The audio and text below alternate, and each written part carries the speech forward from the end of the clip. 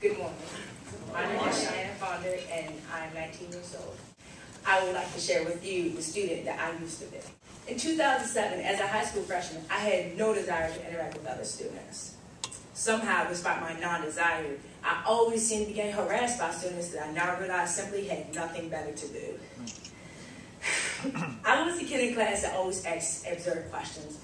Questions like, why do dogs have high sodium levels in their paws? The other kids would call me stupid, and as I got teased for it, I stopped and rarely asked questions in class anymore.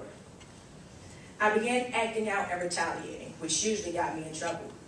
Boy, I put my instructors through Hades. Until one day, I was held after school for insubordination. This is the day that I met Asia Maxton, a poet, and then the director of the Young Audience program at my high school. And now my mentor. I shared with Miss Asia a poem that I had wrote. This poem expressed my great dismay due to a period of obnoxious presence in class that had landed me in detention that day. I hated not being able to share my thoughts without looking like the crazy girl in class, so I began writing. While it hurt to be bullied, I was able to turn something that I thought would tear me down into something that ended up building me up, poetry. Miss Asia's enthusiasm for my poetry is what pushed me to write more and more.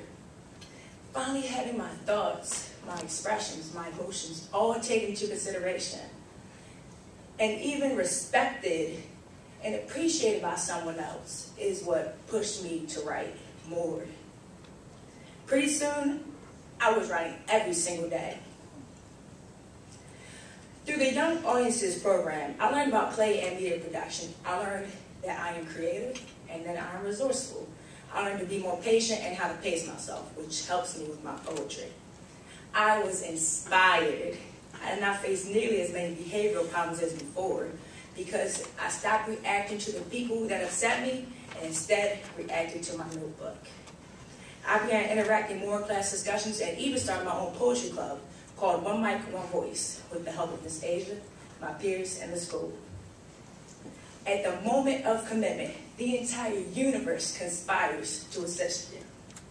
This quote is what comes to mind when I think of Young Audiences and the great impact that this organization has had on me. I went from being a problem student in the 9th grade to graduating top 10 in the class of 2011.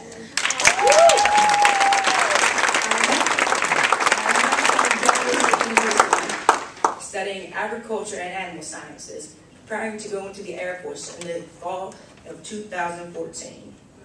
And I'm still a poet, which will never change. For all of these experiences, opportunities, and the great way that Young Audiences has empowered my life, I would like to say from the bottom of my heart, thank you.